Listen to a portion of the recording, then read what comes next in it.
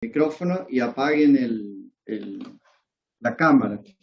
Solamente aquel que quiera cortarme para hacer una consulta o una pregunta puede hacerlo y ahí sí puede activar la cámara y el micrófono y luego se desconecta. ¿Por qué? Porque si no, cuando estoy grabando la grabación aparece la imagen y por ahí puede generar alguna pequeña distracción en la persona que está leyendo después cuando vea el video. Lo ideal es que ustedes pueden aparecer la imagen fija, pero no su video, no su cámara, porque si no distrae. Ese es el tema.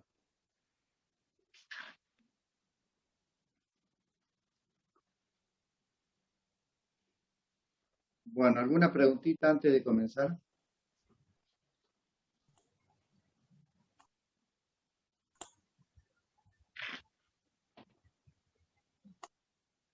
Bueno, entonces vamos a comenzar la clase, vamos a comenzar grabando. Primero voy a compartir la pantalla.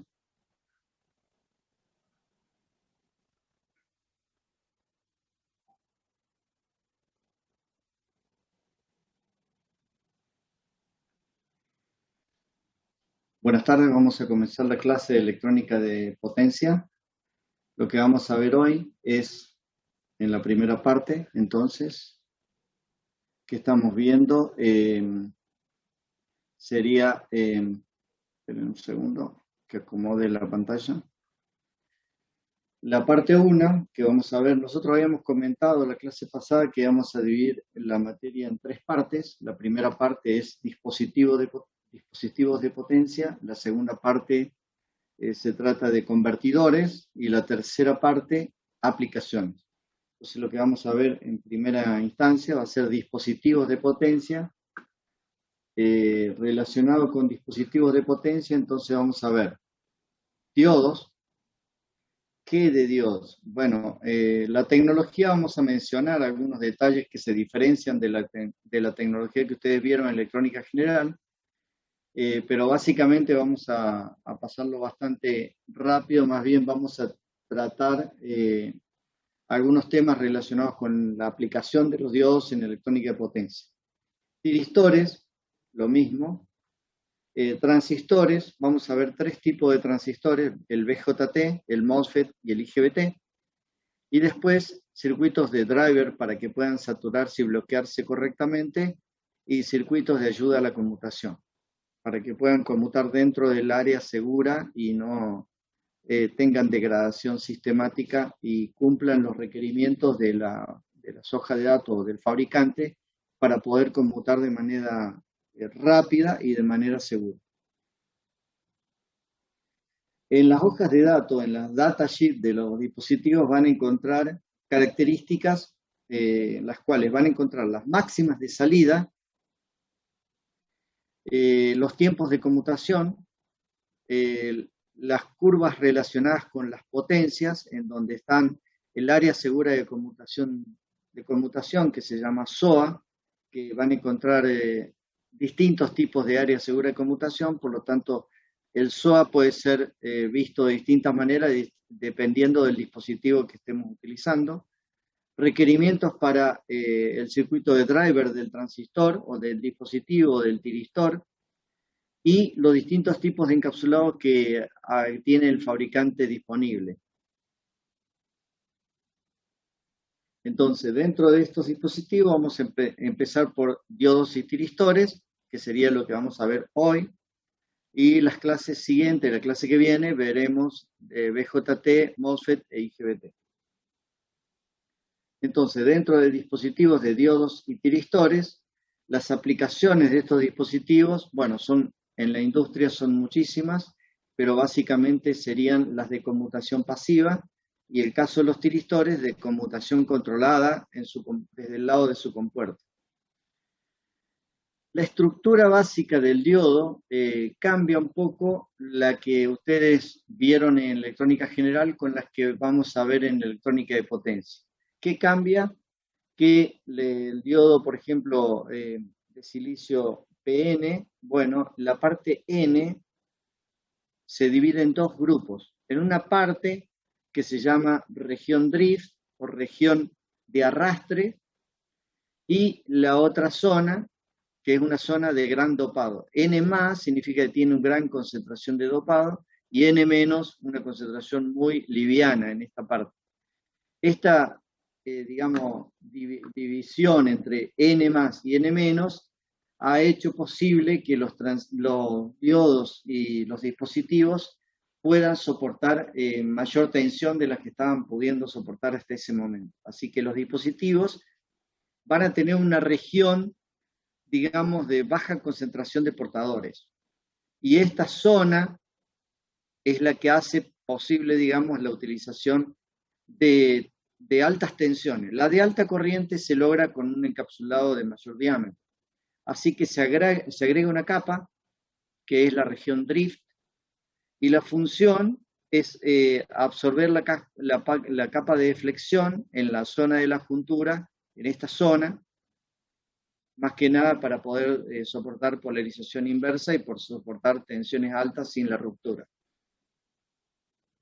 Este agregado de esta capa extra hace que la tensión máxima pueda ser mayor, pero también la región de conducción o digamos, la tensión directa de conducción sea mayor que la que ustedes vieron en electrónica general. Así que va a haber una tensión un poquito mayor en este tipo de dispositivos. Ese valor de 0,7 o de 0,3 o 0,4, dependiendo si es Schottky o es de bipolar de juntura, aquí van a haber tensiones mucho más altas, 1 voltio aproximadamente para los diodos bipolares, y para el diodo Schottky, que también se agrega esa capa N más y N menos, aquí se agregaría esa zona, la tensión de polarización pasa a ser alrededor de 0,3 a 0,5 la tensión de saturación. Así que ese valor se incrementa un poquito. Acá cometí un error. Los diodos Schottky son los diodos más veloces que disponemos en electrónica de potencia. ¿Qué velocidades de conmutación? Bueno, ya la vamos a ver a la clasificación, pero son los diodos más rápidos en lo que es velocidades de conmutación. Pero tienen una contrapartida, que es que la tensión de ruptura no se ha logrado valores muy altos. Es decir, los valores han ido aumentando con los años, pero actualmente llega hasta 100 y 200 voltios como tensión máxima de ruptura. En cambio, los diodos de silicio pueden llegar a tensiones muy altas, como miles de voltios. Por ejemplo, 3.500, 5.000 voltios, 6.000 voltios, esos valores de tensión que pueden soportar los diodos de silicio. En cambio, los diodos Schottky no superan los 200 por más tecnología que le agreguemos. Son dispositivos de portadores mayoritarios, a diferencia del bipolar, que son dispositivos portadores minoritarios.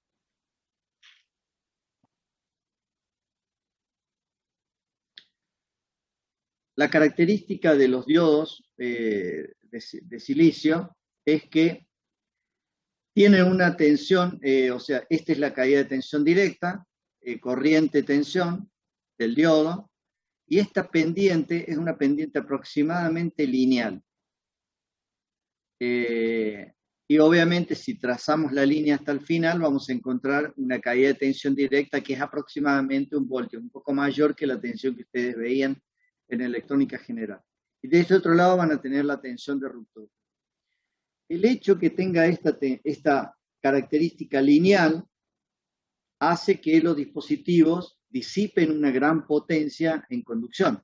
Así que va a depender muchísimo del valor de la corriente que estemos viendo acá para ver realmente cuál es la tensión correcta de, digamos, de conducción del dispositivo, que no sería 1 voltio porque esta pendiente es lineal, no es logarítmica como se ve en los dispositivos de pequeña potencia. Esta curva es logarítmica en dispositivos digamos, que no tienen la zona drift agregada, digamos, que sería la zona, la región de arrastre. Por lo tanto, cuando hagamos los cálculos para la elección del dispositivo y lo sometamos a conmutación y a mucha corriente, tenemos que analizar la disipación de potencia de conducción, porque esta potencia de conducción puede llegar a ser importante. Ya no sería 1 voltio por la corriente y ese valor de voltaje fijo, sino que es es lineal, va a depender del valor de la corriente en cuestión. De todos modos, este valor de la pendiente es 1 sobre la resistencia de conducción, y hay que ver cuál es ese valor del datasheet. Pero el cálculo de disipación de potencia ya hay que tenerlo en cuenta en el caso de los dispositivos de potencia.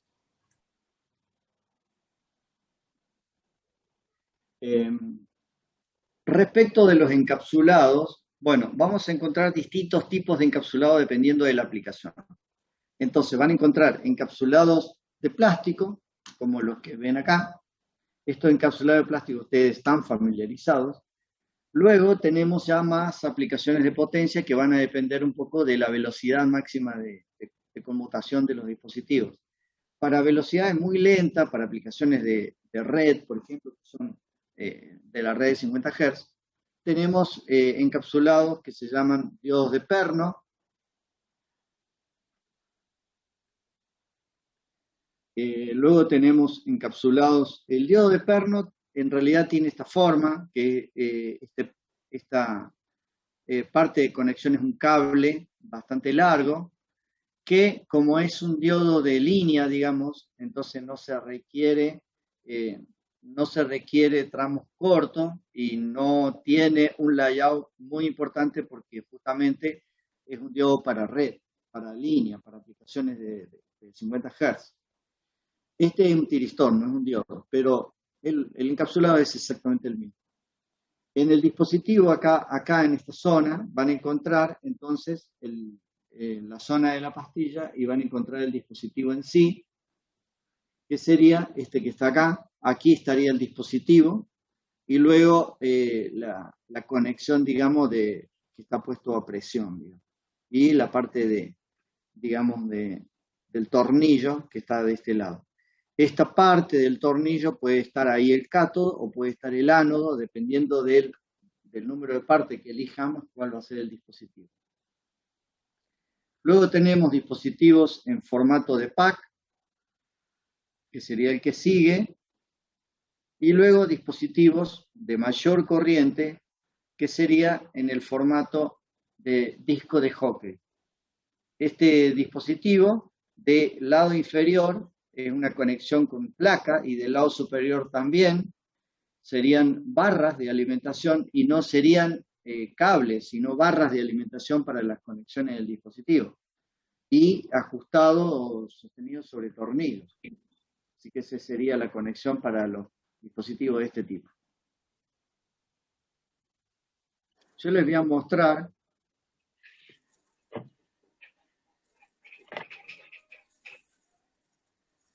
si me permiten. Este es un dispositivo, es un bloque de tiristores en formato de pack. Acá está la lapicera y ahí tienen el dispositivo. Este es un dispositivo de pack. Acá tienen 2 diodos conectados o 2 tiristores.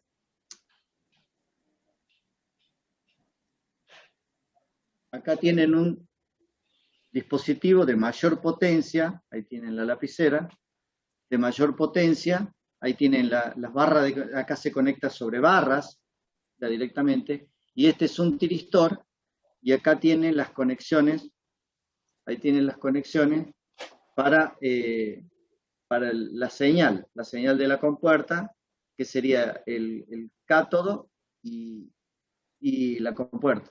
Y acá están las barras de potencia.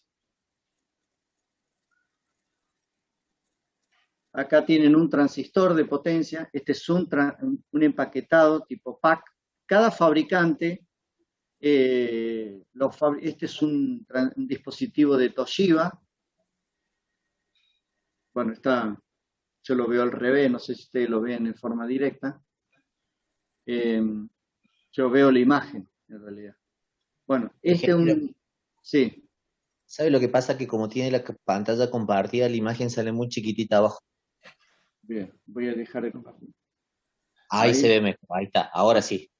ahí tienen Igual si se le cliqueaba en la imagen suya, profe, se puede cambiar entre una pantalla y otra. Digo, Ah, bien, nosotros podemos bien. verlo. Bueno, aquí tienen, este sería, acá hay una lapicera, y este sería el dispositivo. Bueno, ustedes pueden ver el tamaño de mi mano. Este es un transistor de potencia que puede ser un MOSFET o un IGBT. Ah, De ok, este puede lado ser. están las señales de control y de este lado están la conexión de potencia. Aquí tienen otro transistor de potencia, es otro fabricante. Este es un Mitsubishi, Déjame subir eh, ese- este es otro de los fabricantes de dispositivos de electrónica de potencia. Acá pueden ver las señales de control y acá las conexiones para las barras de potencia. Este es un encapsulado que es un pack. Este es eh, un pack y acá adentro tienen un montón de dispositivos en un conexionado tal que, por ejemplo, acá puede haber seis transistores con todo pueden ser con el circuito driver y para hacer un inversor o para hacer una aplicación directamente. Acá están todos los dispositivos conectados y yo tengo que conectarme alrededor en el dispositivo. Este no es de tanta potencia, por eso es un pack.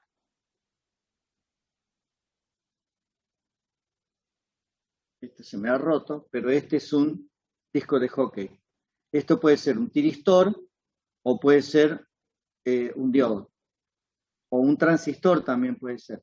Pero en general este tipo de disco es para aplicaciones de miles de amperes. Ya no es para valores chicos, sino para valores muy grandes. Donde de este lado y de este lado inferior se conectan las barras y conectadas con presión, agarrado así. Así se agarra y después sobre este lado estarían las señales de control. En este caso lo pueden ver ahí el pin de la señal de control, pero puede haber varias.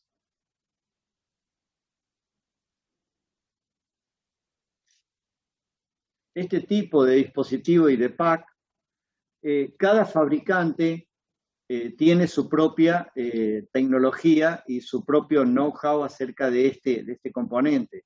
El layout interno, digamos, describe las ventajas que va a tener el dispositivo y las aplicaciones que va a tener respecto de de otro fabricante. Por lo tanto, cada fabricante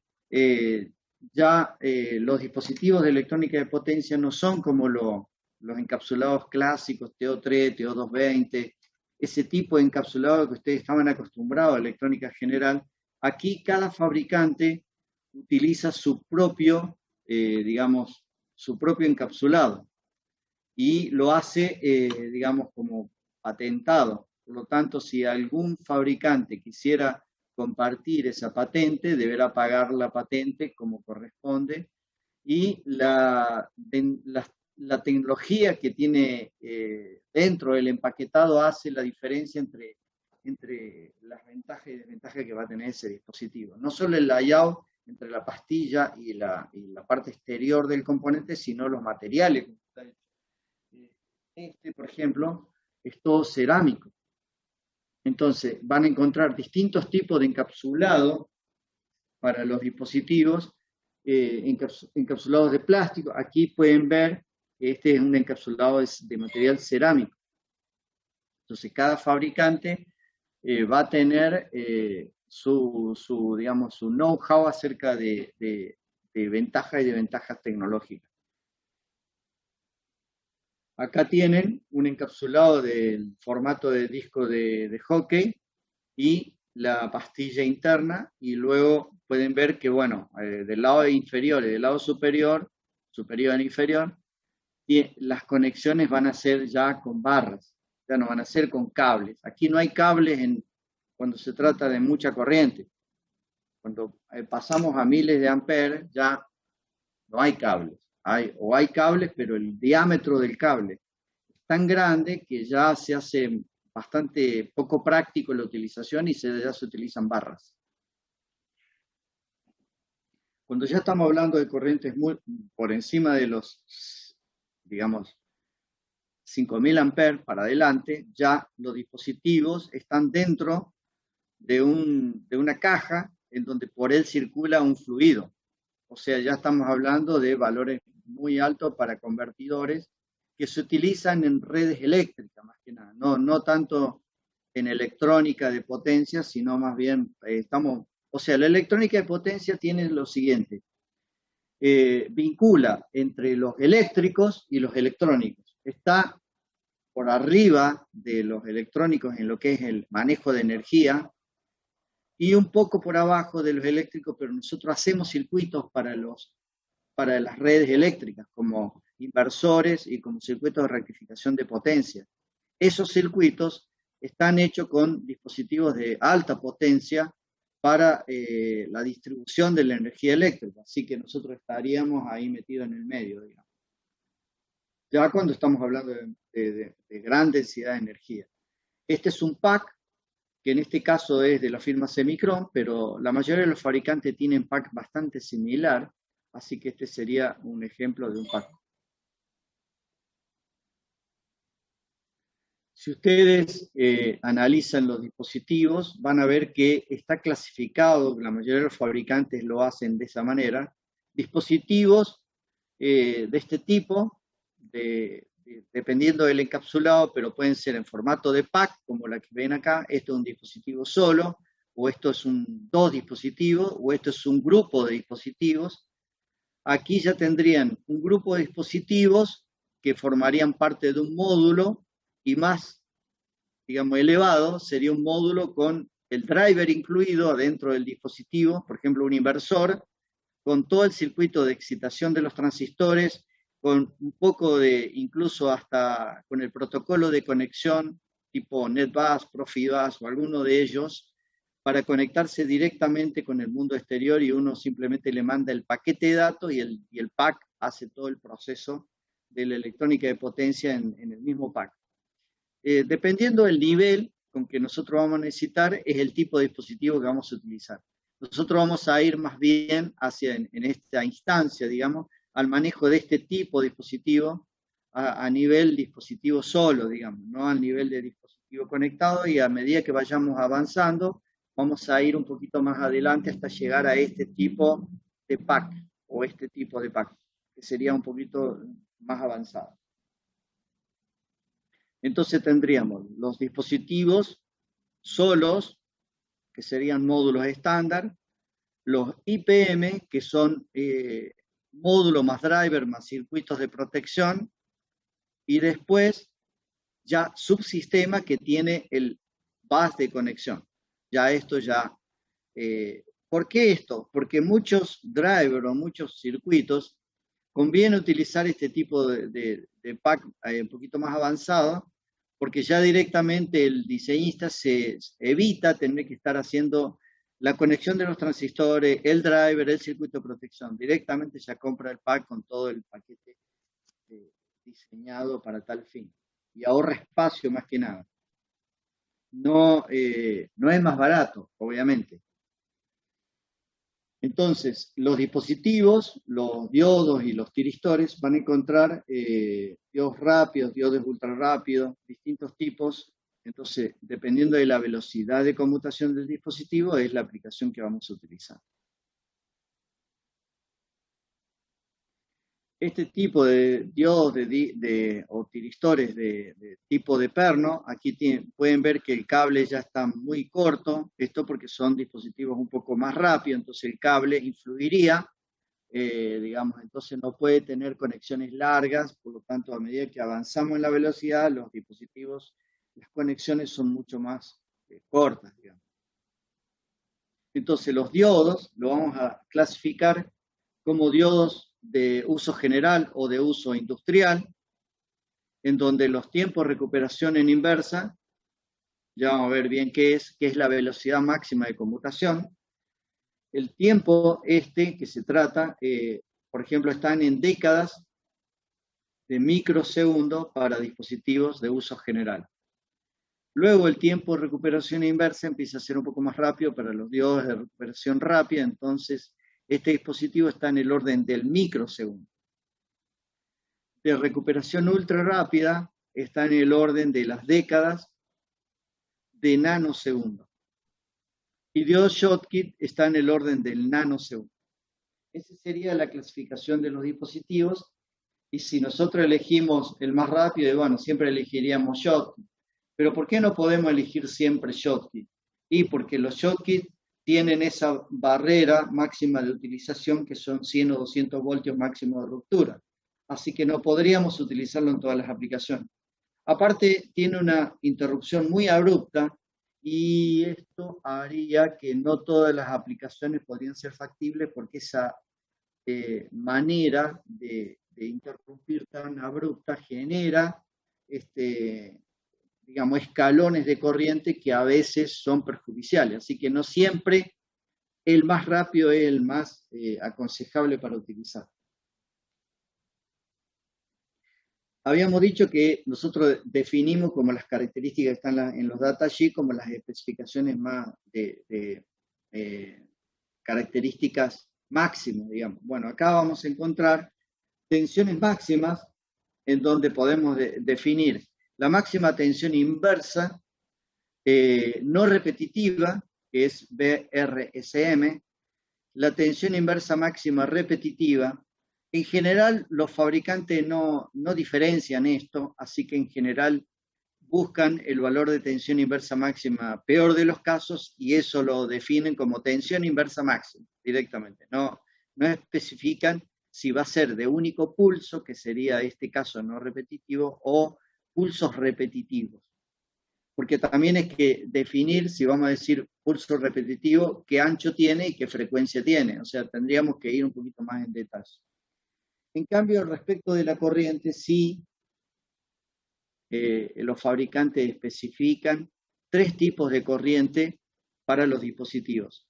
La corriente directa promedio, IFAB, la corriente directa RMS o eficaz, y la corriente directa máxima para único pulso, o sea, para caso no repetitivo. Este valor es muy alto comparado con los otros dos. Por ejemplo, este valor comparado con la promedio suele estar 10 veces más. Esos son valores típicos, pero ¿qué pasa? Como este valor, el IFSM, es elegido como es único pulso, estaríamos hablando de que yo lo debería proteger antes que ocurra el siguiente pulso. Entonces, es el valor que se especifica para el cálculo de fusible. Entonces, si yo protejo el dispositivo, el diodo en este caso, con un fusible, debería el fusible cortarse en un valor de corriente, digamos, inferior al valor IFSM del dispositivo. Resulta que a veces no alcanza con eso porque yo necesito definir la densidad de energía, o sea, la corriente, su valor de corriente temporal. Entonces, para ese dato, tenemos esta especificación en el datasheet que I cuadrado por T, I cuadrado por R es potencia y por T es energía. Si definimos la resistencia como valor unitario, entonces en general los fabricantes especifican el I cuadrado T como un valor de densidad de energía y de destrucción, ¿no? Entonces el diodo soportará esa densidad de energía y el fusible deberá fusionarse antes que el dispositivo. Entonces tendría esta característica más esta, las dos juntas, para especificar que el fusible corte antes que el dispositivo que queremos proteger. No todos los dispositivos son protegidos con fusibles. Por ejemplo, el diodo y el tiristor sí. El resto de los dispositivos no, porque vamos a ver, por ejemplo, que el IFSM es un valor especificado para un lapso de tiempo, o sea, es la corriente máxima, pero en lapsos de tiempo tan alto como medio ciclo. ¿De qué? ¿De 50 Hz o de 60 Hz? Bueno, el fabricante especifica uno u otro y lo muestra en el datasheet. Y muestra una característica de este tipo: corriente máxima, tiempo. Entonces especifica este valor y por acá estaría los 10 milisegundos o los 8.33 milisegundos si estamos hablando de medio ciclo de 50 Hz o medio ciclo de 60 Hz, y ahí estaría el IFSM. Si tendríamos tiempos más cortos, bueno, tendríamos más corriente máxima permitida, para que aún así el dispositivo no se degrade ni se destruya. O sea, son valores bastante altos y son tiempos bastante grandes, son décadas de milisegundos o valores cercanos a la década, para lo cual el fusible debería cortarse antes que el dispositivo. Esto es factible en este tipo de dispositivos, pero no sería factible en transistores que vamos a ver más adelante en sus especificaciones, ¿no? Respecto de la potencia, bueno, los datasheets especifican distintos tipos de temperatura. Esperen un segundito, tengo un problema. Voy a detener un segundo la grabación. Voy a pausar la grabación. Esperen un segundito, si me permiten. Porque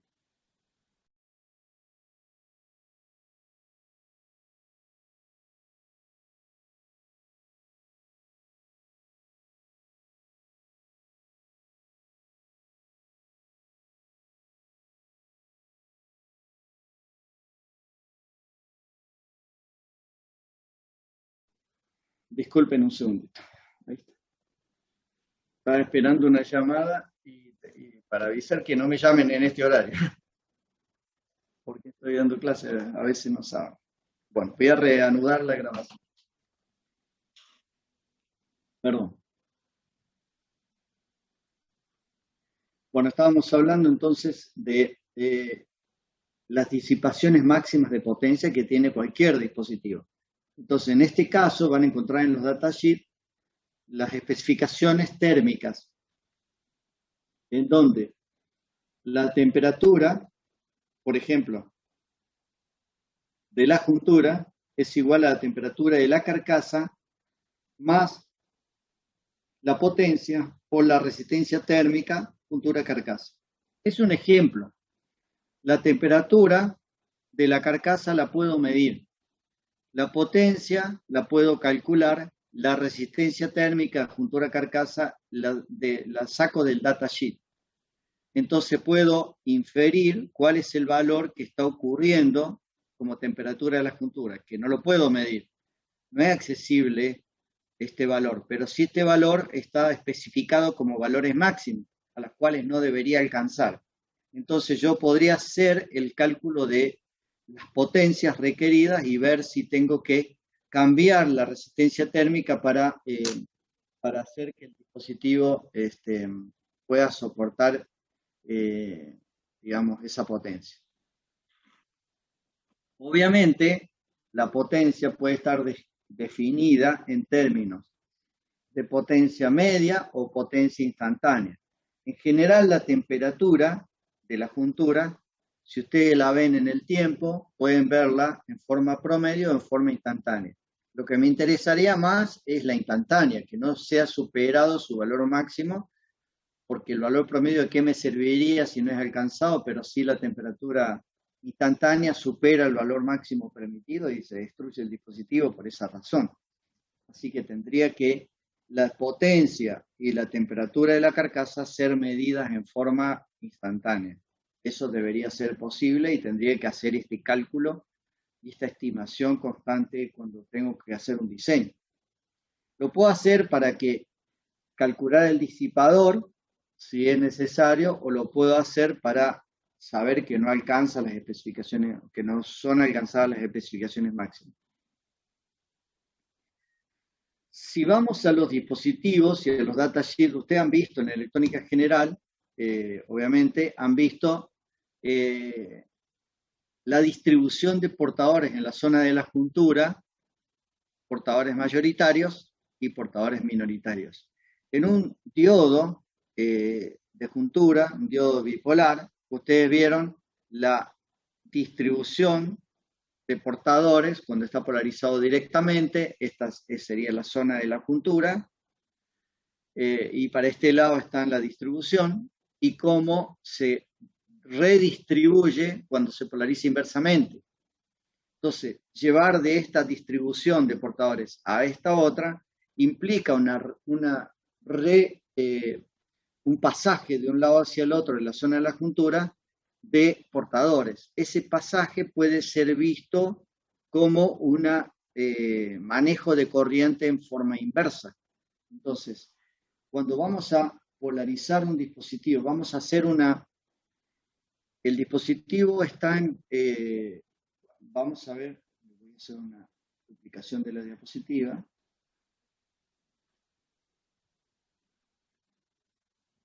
La idea sería la siguiente. Yo tengo un dispositivo bajo prueba, en inglés se llama Device Under Test, una carga, y acá un generador de suficiente capacidad de energía como para suministrar la corriente que se requiere y con las velocidades que se requieren y todo eso. O sea, no sería un generador de laboratorio, porque el generador de laboratorio puede mostrarme la forma de onda que puede llegar a ser bien cuadrada, todo muy perfecto. Esta sería la forma de onda que estaría aplicando de tensión positiva y negativa. Cuando aplico positiva, si yo tengo tensión tiempo y acá tengo corriente del diodo tiempo, la forma de corriente debiera seguir la forma de tensión y acá debiera ser cero completamente. Disculpen que se me fue la lapicera. Bueno, no lo puedo borrar. Esto sería cero aquí, pero no es cero. Tengo una pequeña redistribución de corriente, entonces tengo una corriente que si yo hago un zoom de este lado, podría verlo así. Esa forma de corriente tiempo, entonces, que ese pico máximo de corriente, si este valor de tiempo es un valor muy alto, muy grande, digamos, y empiezo a incrementar la frecuencia, y como este valor es bastante constante, entonces ese valor empieza a ser significativo comparado con el ancho del pulso. Entonces, es importante medir ese valor. Ese valor puede verse de dos maneras. Puede verse en forma de, como es corriente tiempo, en forma de carga, o puede directamente verse en forma de corriente. Y hay dos partes, digamos, que se ven acá, la pueden ver. Disculpen. Dos partes, una que sería esta parte,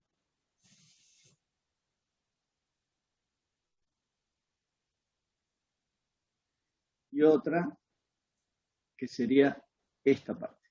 Son dos regiones, una se llama de almacenamiento y la otra se llama de transición. Estas dos zonas se pueden detectar o se pueden visualizar fácilmente porque durante toda la zona de almacenamiento la tensión del diodo permanece siendo positiva. Cuando el dispositivo hasta ahí sería de almacenamiento. Cuando la tensión cambia la polaridad y empieza a alcanzar hasta el valor máximo negativo, que sería el valor máximo negativo que estamos viendo acá, entonces ese valor hasta llegar acá, hasta finalizar acá, ese valor es el tiempo de transición. Entonces, durante este lapso es donde hay pérdidas de conmutación por el apagado. De acá para adelante, no, sin embargo, está ocurriendo la transición, que sería durante todo el periodo o todo el tiempo de almacenamiento, pero como la tensión es positiva, y la corriente es positiva, no hay una gran potencia de disipación, prácticamente nada. La potencia de disipación ocurre en la transición. Profe, disculpe.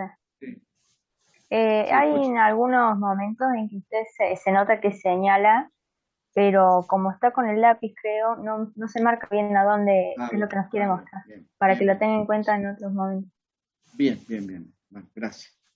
Entonces, esta primera parte, es la parte que se llama de almacenamiento, en donde no hay disipación de potencia. Y esta segunda parte es la zona de disipación de potencia, que es la zona que se llama de transición. Entonces tenemos dos periodos bien marcados y entonces el tiempo de recuperación inversa del diodo me mide durante todo ese lapso de tiempo. Nosotros lo vamos a ver como un cortocircuito. Es decir, ¿por qué? Porque la tensión es inversa y sin embargo la corriente está circulando en inversa. Entonces, si hay tensión inversa y hay corriente inversa, estamos frente a un cortocircuito. ¿Qué es lo ideal en un diodo? Que durante todo ese lapso de tiempo sea lo más reducido posible. Y de ahí viene la clasificación de los diodos. Si hay alguien con el micrófono, que lo apague y solamente si va a preguntar que lo conecte. ¿Alguien quería hacer una consulta?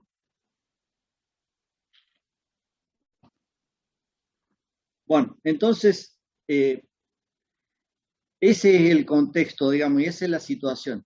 Y lo que nos quedaría a nosotros es ver cómo hacer la medición de ese tiempo de recuperación inversa. Bien, debido a justamente lo que le comenté, que el generador puede ser muy bueno o puede ser muy malo, y la carga puede ser resistiva o puede ser inductiva, y puedo buscar una carga que me dé un tiempo de recuperación inversa más favorable, o determinada layout que me dé lo más favorable posible. Entonces, para evitar entrar en ese problema de que todos los fabricantes hagan una medición bastante parecida y bastante comparable entre un fabricante y otro, es que los fabricantes definen o, digamos, se genera una normativa para describir cómo hacer la medición. La norma es la GEDEC Standard 282B01. Esa es una de las normas más importantes para definir y describir el tiempo de recuperación inversa. Y la forma de medir también el valor depende de la forma. Por ejemplo, si tenemos esta forma que es bastante parecida a un triángulo, es una forma. Si tenemos esta forma que tiene el último tramo, que es como, digamos, oscilatorias amortiguadas, bien, la forma de medir es otra. La primera, si tiene esta forma, que no tiene una forma oscilatoria, la idea de medir es la siguiente. Describo el valor de pico inverso máximo. Ese valor le llamo IRM. Sobre ese valor voy a un 25% de ese valor, que sería este punto. Trazo una línea hasta que coincide acá. Luego trazo otra línea haciéndola llegar hasta acá. Obviamente me queda un tramo extra porque la corriente sigue yendo hasta llegar a cero. No puedo medir el valor que llega a cero, sino que tiro una línea y ese valor es el TRR.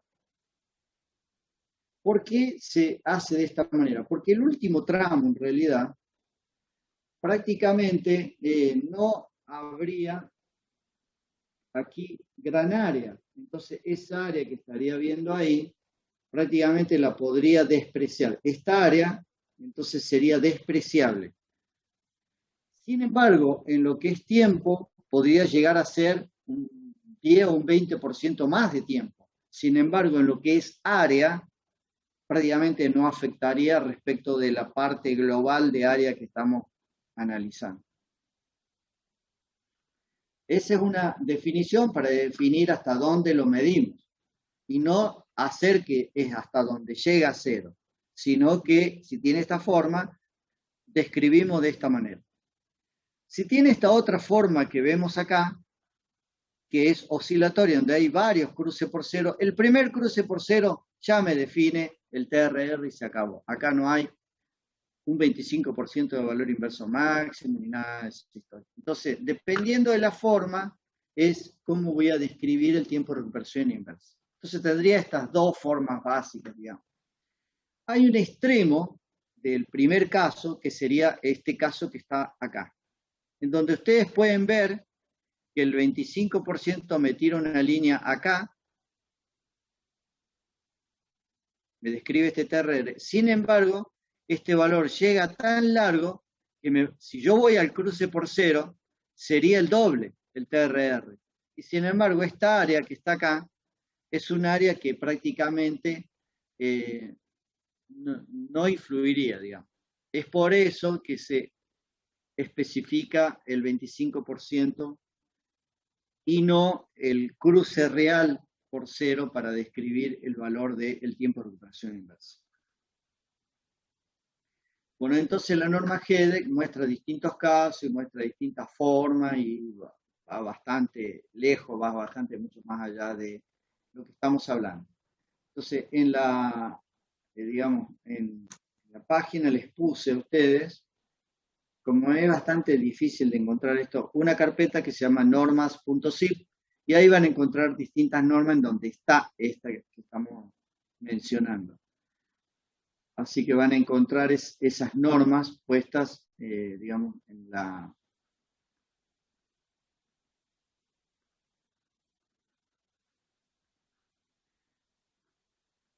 Disculpen. Bien, sigamos. En la página del aula virtual. Si vamos a un dispositivo en particular, entonces, por ejemplo, vamos a un diodo de International Rectifier, en donde dice que es un diodo rápido, de recuperación rápida, y si vamos al datasheet, el TRR, que es el tiempo de recuperación inversa, está en el orden del microsegundo. O sea, es un diodo rápido. Y acá describe el TRR y hace esa descripción, como yo les mencioné, de tirarle esa línea en base al 25% que estaría por acá. Disculpen que estoy un poquito, no me está saliendo bien la traza con la lapicera. Si ustedes van a las simulaciones, bueno, pueden hacer una simulación del MR850, que es un diodo rápido, del 1N4148, que es un diodo del estilo parecido al Schottky, o sea, un diodo muy rápido. Así que van a ver distintos tiempos de recuperación inversa. El único detalle que puedo mencionarles respecto cuando hagan la simulación es de chequear el datasheet del dispositivo comparándolo con su propio datasheet, porque muchas veces, dependiendo de la versión del simulador, por más que ustedes pongan MR850, por ejemplo, en este caso de este diodo, cuando hacen la simulación puede estar mal la especificación dentro o el modelo, entonces tendrían que hacer un clic de editar el modelo y chequear que el TRR del modelo que tiene la versión de PSPICE corresponda con el datasheet, porque no siempre están actualizados los modelos, así que no crean todo lo que ven en las simulaciones, siempre lo que vean, después que lo simulen, el paso que sigue es validar lo que están viendo, lo que están observando. ¿Con qué lo contrasta? Con el datasheet. Entonces ahí que cerraría un poquito la cosa. Entonces este tiempo que ustedes están viendo acá, de recuperación inversa, lo deberían contrastar con el datasheet. Ahí ustedes ven bastante cuadrado. ¿Por qué se ve así, muy cuadrada la forma? Bueno, porque el periodo de integración que elegí en ese momento era muy pobre, digamos. Ustedes deberían mejorar el periodo de integración en la simulación para que el valor, como son valores muy chicos, para que los valores tan chicos que estamos queriendo observar se vean mucho más se vean tan escalonados, digamos, se vean mejorados. Eso es fácil de arreglarlo porque ustedes cambian el periodo de integración de la simulación. Ahí pueden ver el 1N4148. Si ustedes midieran esto en el laboratorio y un diodo muy rápido como el diodo Schottky, por ejemplo, no lo podrían ver con un osciloscopio, a menos que sea un osciloscopio de mucho ancho de banda, para poder ver valores del orden del nanosegundo. O sea, son valores muy chicos y no todos los osciloscopios podrían ver esto. Si quisiéramos poner diodos, digamos, en serie, ¿con qué objetivo? Con el objetivo de lograr mayor tensión de ruptura. Esto era muy común en el pasado, digamos, estamos hablando de los 80. Actualmente es muy raro tener que poner dispositivos en serie o dispositivos en paralelo porque tenemos un menú de dispositivos, digamos, por los fabricantes con todas las soluciones que en general la industria requiere. Así que no van a tener que entrar en este tema, pero si tuvieran que poner diodos en serie para lograr una tensión más alta, no pueden poner su ruptura y sumar y ahí tenemos la máxima, ¿no? Porque la ruptura de ambos dispositivos en general no es la misma, va a ser distinta y esa pequeña diferencia hace que la corriente, para una misma corriente inversa, digamos, de fuga, el valor de la tensión como caída no va a ser la misma y no van a quedar, los dispositivos no van a quedar uniformemente conectados. Así que si queremos ecualizar los dispositivos, deberíamos elegir dispositivos de igual ruptura, cosa que es muy difícil lograr. En general lo que se hace es lo siguiente. Se pueden poner resistencia de valores del orden de las centenas de megón, de manera tal de hacer que por ambos pueda circular distinta corriente de fuga, pero la tensión como caída en ambos lados sea exactamente simétrica, o sea ecualizada. Esto es raro, pero sí se puede hacer. Se puede hacer porque los valores de fuga son valores extremadamente chicos y necesitaríamos resistencias extremadamente altas y con eso se ecualiza la caída de tensión inversa, digamos, de los dispositivos. Si no, podríamos utilizar un margen de un 30 o un 30%, que son valores típicos, y poner dispositivos cuya ruptura sea un 30% más grande y hacer ese 30% digamos, de margen y ahí no tendremos que ecualizar ni poner ninguna resistencia ni nada. Así que esa sería otra opción. Aquí tienen un datasheet de un diodo, digamos, de perno, en donde tienen de encapsulado cerámico y de encapsulado de plástico. Obviamente, este es un diodo militar y este es un diodo industrial. Los dispositivos son exactamente similares, funcionalmente son similares, pero los rangos de temperatura y de vibración no son iguales. Y los costos obviamente son completamente distintos entre un dispositivo y otro. Así que ustedes cuando tengan que hacer la selección del dispositivo, tienen que ir a ver cuál es la aplicación que ustedes requieren. Tienen que ir a variación de temperatura, o rango de temperatura, vibración,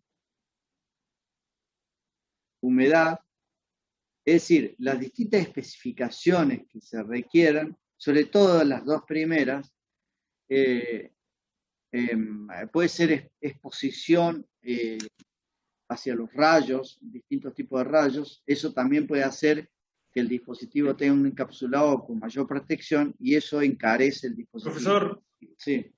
¿a qué hace referencia con el tema de vibración? Y cuando ustedes conectan este dispositivo en un ambiente de mucha vibración, por ejemplo, en un vehículo, no es lo mismo una caja que va a estar fija, que no está expuesta a vibraciones, que un diodo que está, digamos, conectado cerca de un motor, en donde la vibración es constante y los valores de vibración son muy grandes, y la sujeción de la parte de conexión con el dispositivo en sí puede hacer que empiece a degradarse y se destruya. Entonces, O sea, habla de una vibración mecánica. Vibración mecánica, sí, donde va Ah, expuesto. está bien, está bien. Estas son exposiciones ambientales: temperatura, vibración, humedad. Esta exposición ambiental es lo que diferencia un dispositivo de otro. La variación con la temperatura. Por eso el encapsulado no es lo mismo el encapsulado cerámico que un encapsulado de plástico. Y lo mismo, cómo está sujeto, la manera, la tecnología de sujeción del cable o de la conexión con respecto a la pastilla hace que el dispositivo pueda ser sometido a mayores especificaciones ambientales. Por esa razón, nosotros cuando seleccionamos un dispositivo tenemos que tener en cuenta la aplicación, a dónde va a ser aplicado. Si va a ser aplicado en un ambiente de gran vibración, tenemos que ver la especificación de ese ambiente de vibración y después ver el dispositivo y ver si el dispositivo cumple con esa especificación o no.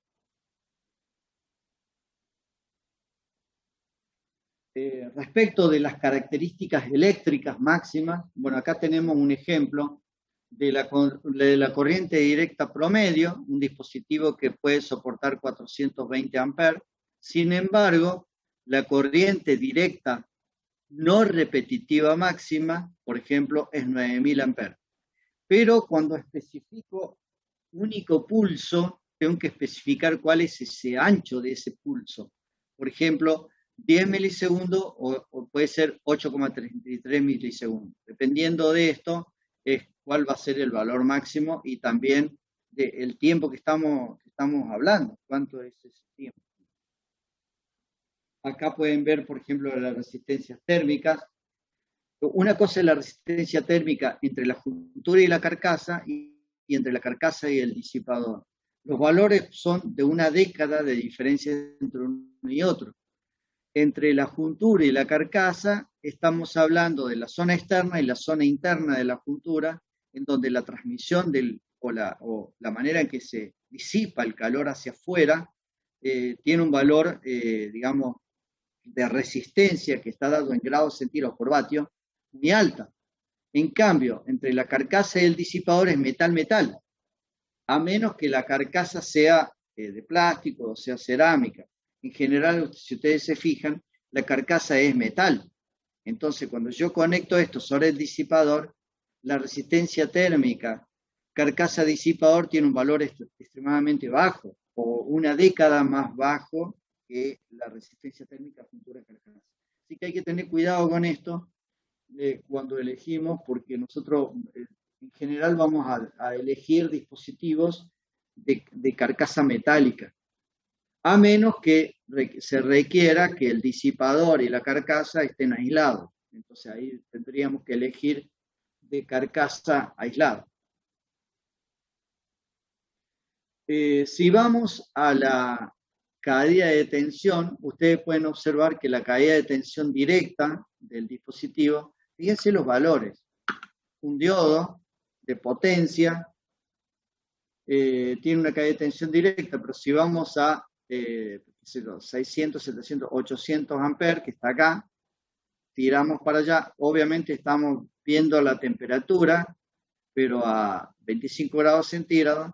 Acá tenemos una tensión de 1,1, 1,2, 1,3 voltios. Como caída de tensión directa, y tenemos 500, 600, 700 a 800 amperes. Bueno, ahí pueden ver un poquito cómo es la especificación de la potencia en directa, digamos, la potencia de conducción directa.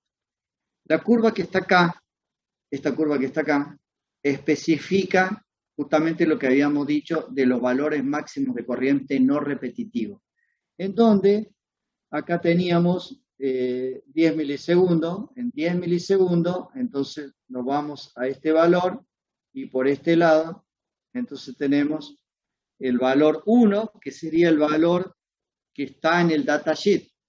Ahora, si yo tengo 1 milisegundo, por ejemplo, yo puedo al valor aplicarle 1.4, o sea, es un 40% más que lo que me especifica como IFSM. O sea, si yo voy a tener un fusible muy rápido, yo podría con ese dispositivo soportar mucho más corriente que la que está en el datasheet. Pero si tengo un fusible que corta mucho más lento, bueno, entonces nos vamos más allá y ya sería, por ejemplo, 0,7 o 0,8 el valor IFSM. Así que va a depender mucho de los valores temporales. ¿Por qué? Porque el IFSM está ligado directamente a el tiempo, o sea, los valores temporales, ¿no? El valor unitario corresponde a 10 milisegundos o a 8,33 milisegundos, dependiendo del datasheet. Acá tienen un diodo de disco de hockey, en donde estamos hablando de valores de 4.000 amperes, de 6.000 amperes, o sea, valores muy altos de corriente, ¿no? Son diodos para aplicaciones de potencias muy altas. En donde tenemos el IFSM de esos valores, por ejemplo, 4.000 amperes, el IFAB, y el IFSM de valores, obviamente que estamos hablando de 10 veces más que el valor promedio. Siempre se da que es al menos 10 veces el valor promedio, o sea, 50 kiloamperes. Es decir, soporta 50.000 amperes durante un tiempo tan grande como 10 milisegundos sin degradarse ni destruirse. Para lo cual el fusible debería cortar antes. De eso estamos hablando. Estamos hablando de dispositivos bastante rápidos. Bueno, van a haber distintos datos, distintos datasheets, pero todos los datasheets son bastante parecidos. Acá tenemos uno de Thomson, que es un diodo ultra rápido, en donde estamos hablando de décadas de nanosegundos. O sea, diodo rápido es microsegundo, diodo ultra rápido es decenas de nanosegundos. Y cuando más chico es este valor, mejor es el diodo, ¿no? Obviamente.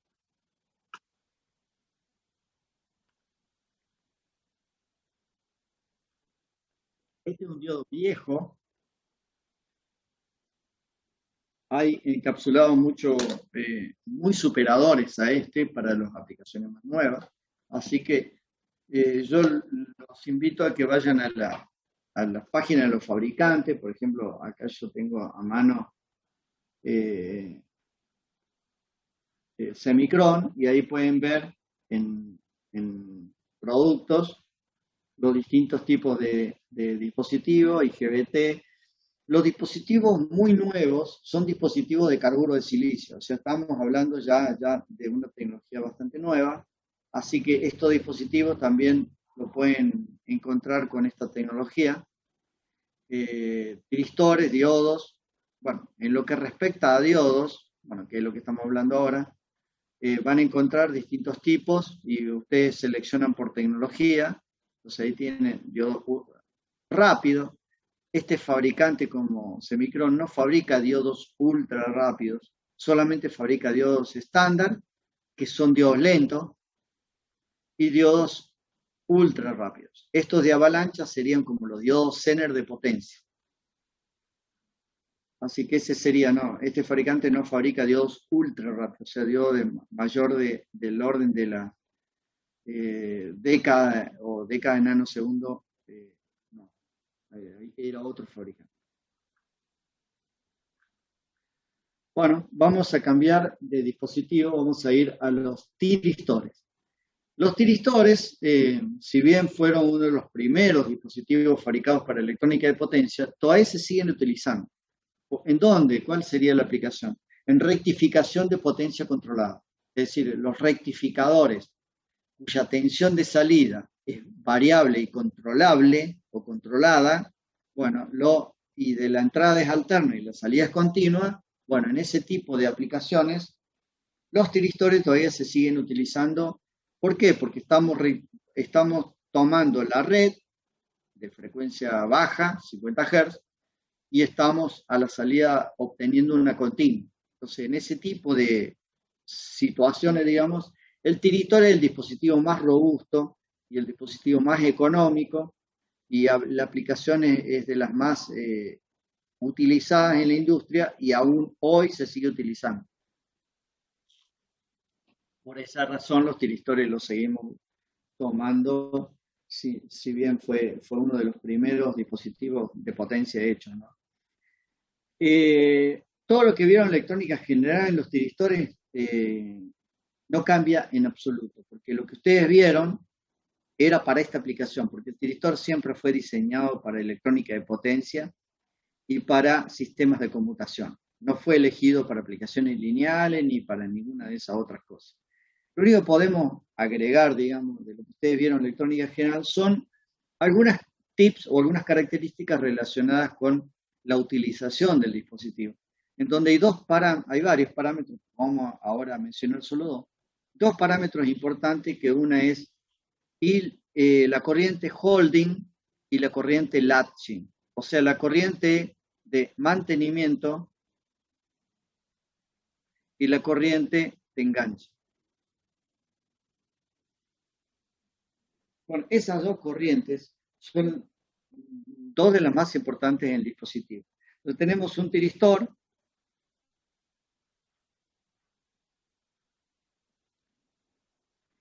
La situación es la siguiente. ¿Cómo definir o describir cuando el dispositivo esté en estado de on y cómo describir cuando el dispositivo, o cómo hacer para que el dispositivo pase el estado de apagado? Esas dos condiciones son las que a mí me van a importar. ¿Por qué? Porque yo necesito que el dispositivo se comporte como si fuera una llave. Una llave en donde yo pueda cerrar y donde yo pueda abrir. Bien, ¿cómo saturar o cómo hacer que la llave cierre en un tiristor? Bueno, se tienen que dar ciertas condiciones, digamos. Condición número 1, que haya una polarización positiva y negativa. Voy a borrar esto porque no quiero confundir. Que haya una polarización directa entre el ánodo y el cátodo. Es decir, positivo arriba en el ánodo y negativo en el cátodo. En el ambiente en el cual esté conectado, que se dé esa situación. Positivo en el ánodo y negativo en el cátodo. Esa es la número 1. La número 2,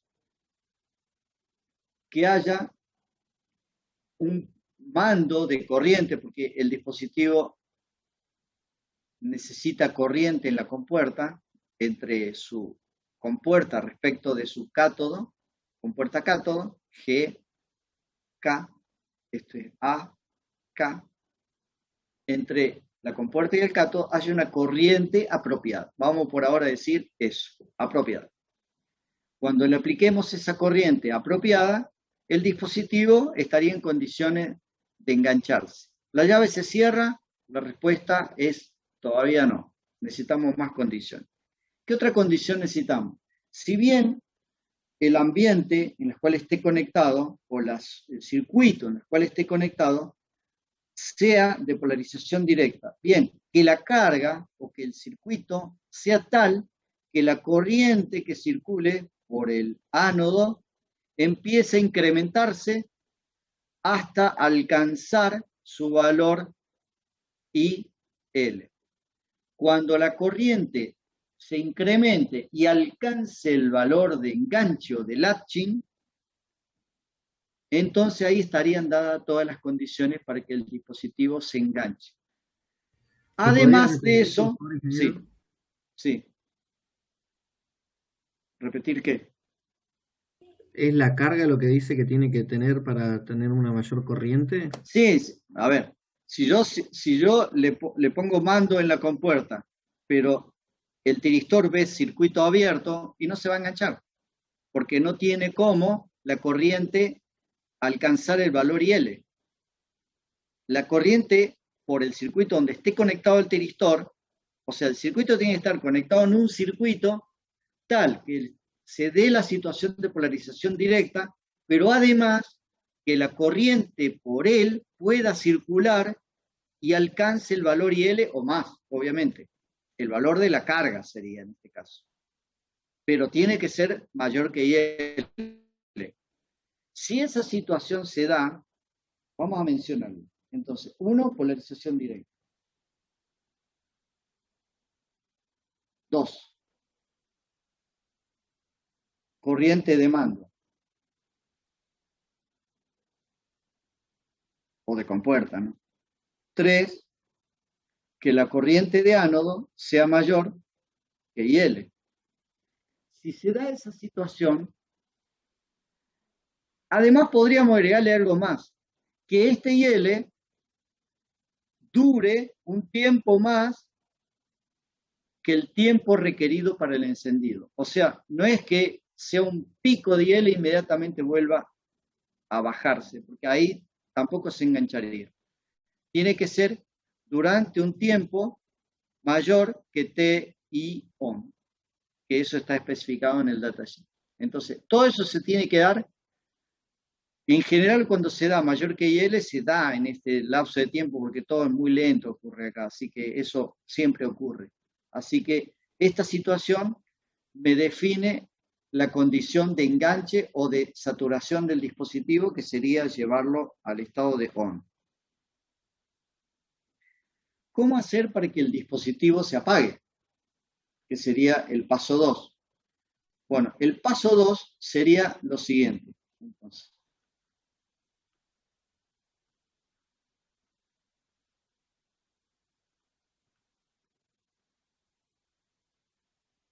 para llevarlo a apagarse el dispositivo, lo que tengo que hacer es sacar algunas cosas. Por ejemplo,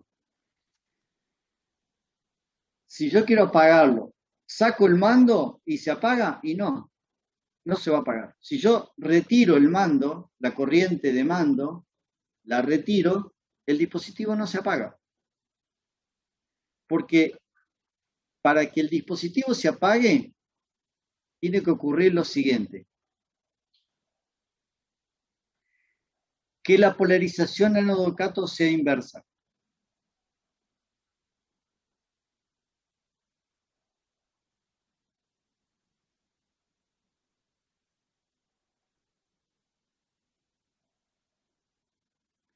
Que el mando desaparezca.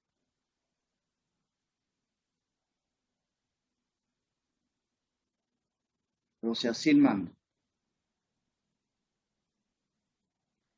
Lo de la polarización inversa lo podríamos hasta obviar incluso.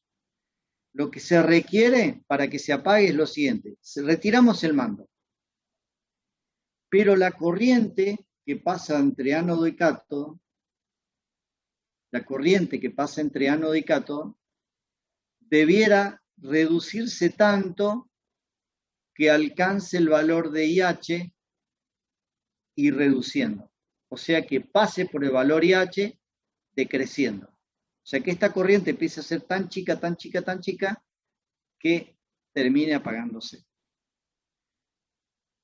O puede llegar a ser incluso, digamos, cero. Entonces, que IA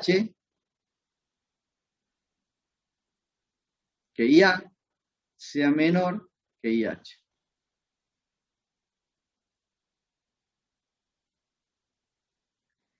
Entonces, paso número 1, que la polarización sea en inversa.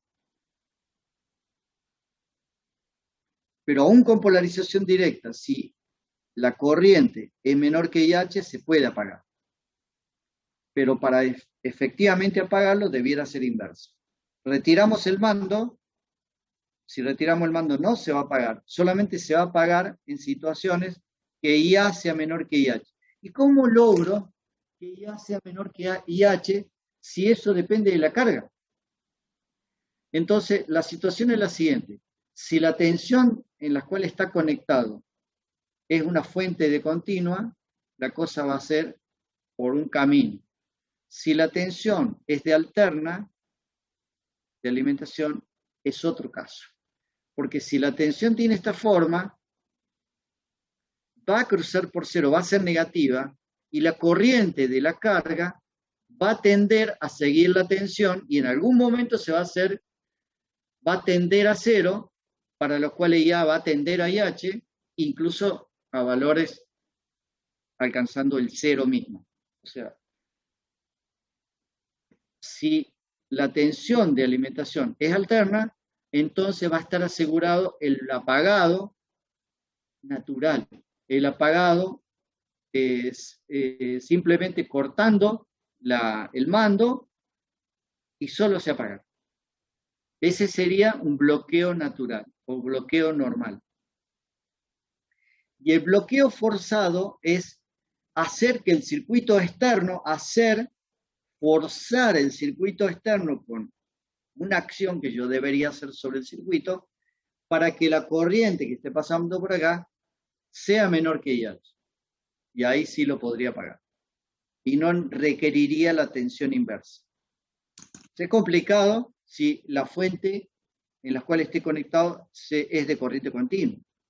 Entonces, la mayoría de las aplicaciones en donde yo voy a utilizar un tiristor para aplicaciones de continua, y el tiristor se ve perjudicado porque yo lo puedo saturar por la compuerta, pero por la compuerta no lo puedo apagar. Para apagarlo, tengo que hacer un circuito extra del lado de la carga para poder apagar. Este circuito se llama circuito de conmutación forzada o bloqueo forzado. Esto ha hecho que los tiristores no sean utilizados en aplicaciones de continuo. Solamente lo vamos a utilizar para aplicaciones de corriente alterna, porque el apagado del tiristor es natural. ¿Ok? Entonces, el IH es el valor mínimo para que el dispositivo pueda apagarse. De nuevo, en un tiempo que tiene que ser mayor que TQ, que es como el tiempo de recuperación en inversa, más un tiempo extra, que no debería haber polarización directa entre ánodo y cátodo, porque si esto ocurriera, podría que aún así se conecte. Se vuelve a encender con el dispositivo que estaba apagado. Bueno, ahí tienen un encapsulado típico de, este es el caso de un datasheet de Semicron. En Semicron yo les he dejado algo, digamos, en la bibliografía. Van a encontrar esto que se llama Semicron Application Manual Power Semiconductor del 2015. Esa es la versión más nueva que he encontrado. Puede que este año, no me fijé si este año hay una nueva. Entrando en ese manual van a encontrar, perdón,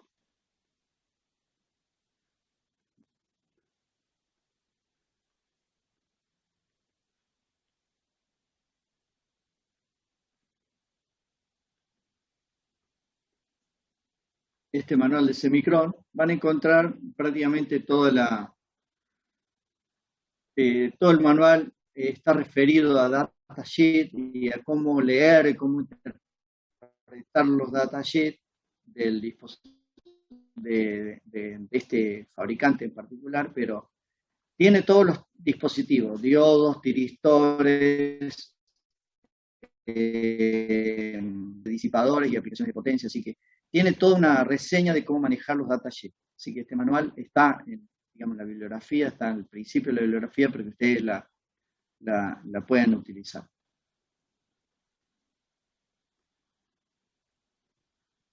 Bueno, estas especificaciones que ustedes vieron en los dispositivos son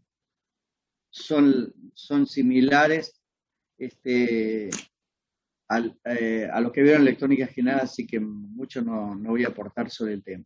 Sí podría decir de otra especificación más que está en los datasheets y que es muy importante en los tiristores, que es el DVDT. ¿Qué es esto? Esta especificación que está acá en los tiristores. El DVDT. El DVDT es el siguiente. Si yo tengo un tiristor conectado, vamos a suponer que lo estamos conectando así, en una prueba, digamos. Y que incluso estamos en continuo, aunque no lo vamos a aplicar nunca en continuo, pero para los fines del ensayo me puede llegar a servir. Supongo que tengo esta aplicación y acá tengo una carga.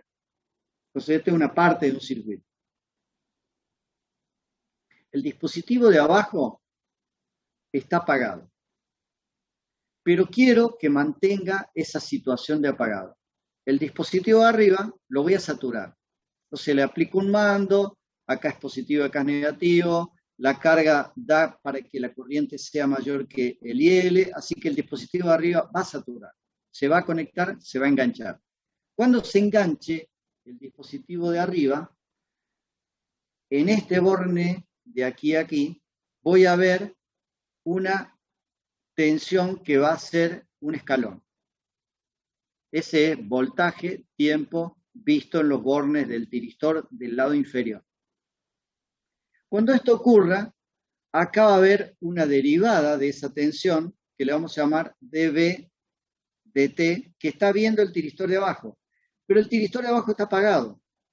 ¿Qué pasa? Los parásitos, que sería la capacidad ánodo compuerta, ese capacitor ánodo compuerta, que es un valor finito, un valor a tener en cuenta, me puede generar una corriente de compuerta tal que sería la capacidad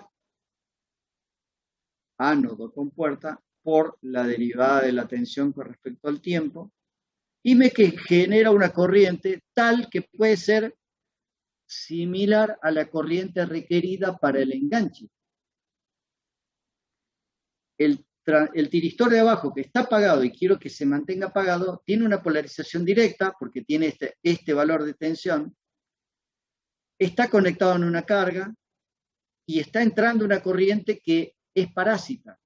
Entonces, lo ideal es que o que el capacitor este sea muy chico o que esta derivada sea muy chica, cosa que es imposible porque esto depende del tiristor de arriba y de la carga, de la situación de la carga, así que de la característica inductiva que tenga la carga es cómo va a formar, cómo hacer esa pendiente o la característica capacitiva que tenga más que nada, más que inductiva. O sea, la forma que tenga o la característica de la carga me define la pendiente. Y la otra es cuán inmune es el dispositivo al autocebado. Entonces, el dispositivo puede llegar a ser inmune a esta derivada. Y de eso se trata. Entonces, en el datasheet van a encontrar, por ejemplo, que un tiristor es inmune, o sea, no se va a autocebar si la pendiente es tan grande como 200 voltios por microsegundo a 1000 voltios por microsegundo. Si esos valores no son alcanzados, el dispositivo no se va a conectar o se va a enganchar cuando el dispositivo quiero que se mantenga apagado. ¿Y en qué situación real esto ocurre? Bueno, en una situación de alternas. Yo tengo un dispositivo cuya tensión, voy a hacer una hoja nueva. Si yo tengo un dispositivo de esta característica y tengo una tensión de alterna, como esta, de esta forma, ¿verdad?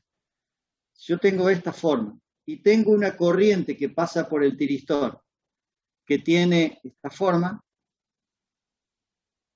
cuando la corriente cruce por cero, fíjense el valor de tensión negativa que tengo, ¿verdad? Entonces, eso puede hacer que el dispositivo vea un valor de tensión muy alto. Eso no lo va a disparar al tiristor, pero el tiristor debiera ser inmune a una derivada de tensión muy alta sin autocebarse.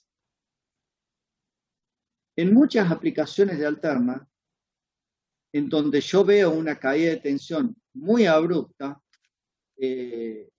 sería importante que el dispositivo no se autocebe. Los tiristores tienen valores muy altos de inmunidad. o de, digamos, capacidad de soportar tensiones altas derivadas. Los TRIAC no. Los TRIAC tienen valores muy chicos, para lo cual hace que los dispositivos sean muy fácilmente autocebados. Hay una solución a esto. ¿Cómo se soluciona sin tanto lío? Bueno, en el driver. En el driver yo puedo arreglarlo. ¿Cómo? Si yo tengo un tiristor que quiero que esté apagado y que se mantenga apagado, bueno, la solución sería hacer un corto entre, digamos, entre la compuerta y su cátodo.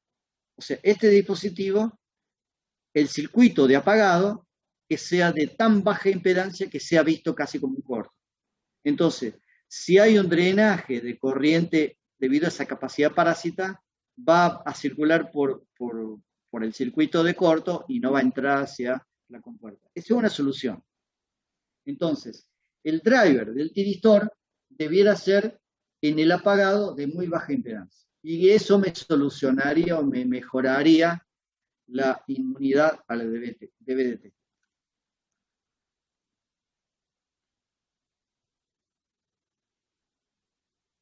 Bueno, en general los tiristores tienen una DVT entre 200 y 1000 voltios por microsegundo, cosa que es un valor bastante alto, digamos. Hay una más, que es la DIDT. La DIDT es la que va a ocurrir en cualquier tiristor. Cuando sature el tiristor, la velocidad de crecimiento de esta corriente que no sea tan alta que lo degrade y que lo destruya. Entonces simplemente es la de conducción, ¿no?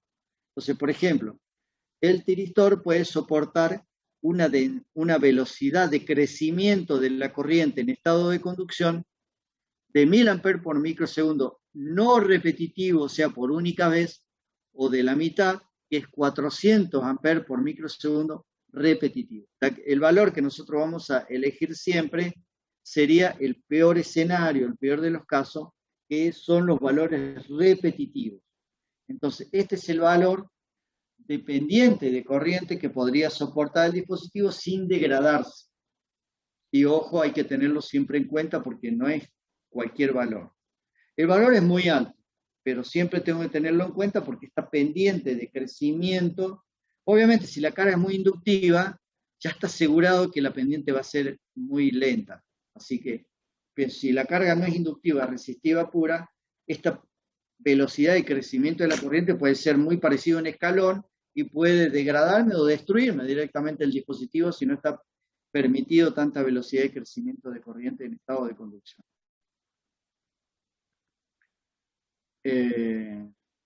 Bueno, estamos muy cerca de finalizar, me va a quedar algunas diapositivas, así que la voy a dejar acá. Voy a concluir la clase de hoy con lo siguiente. Vamos a ir viendo durante las clases siguientes, viendo lo que es dispositivos.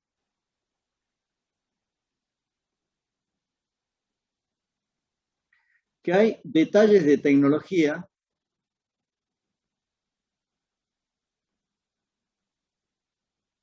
estos detalles los van a encontrar, digamos, en los libros de electrónica general, pero relacionados con potencia. Yo le he dejado algunos libros en la bibliografía básica. El libro de Ned Mohan, al final del libro, van a encontrar muchos temas relacionados con, digamos, con el tema de potencia, de dispositivos. Al final, fíjense, electrónica general básica, capítulo 19, y luego tienen diodos de potencia, luego tienen de transistores bipolares,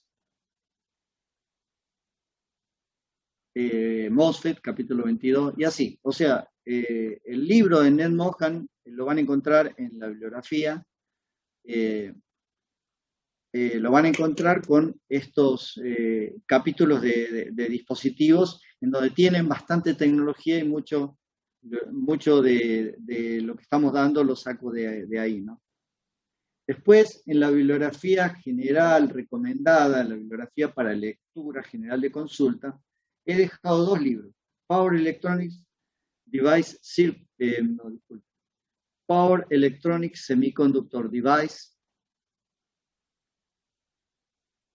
y Semiconductor Power Device. Esos 2 libros son específicamente de dispositivos. Lo único que habla el libro son de dispositivos. Para aquel que quiera leer un poquito más de tecnología para los dispositivos de electrónica de potencia, tendrían que ir a esos libros.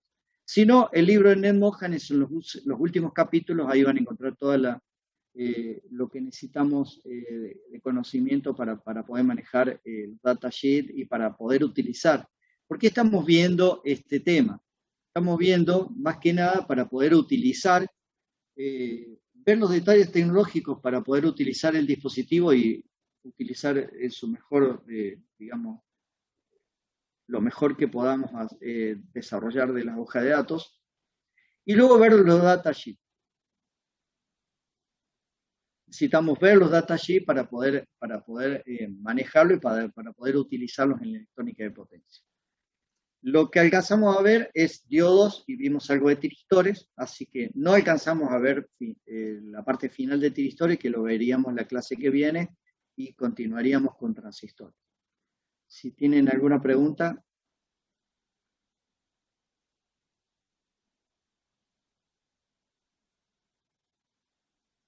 Yo voy a dejar de grabar. Le escribieron en el chat, profe.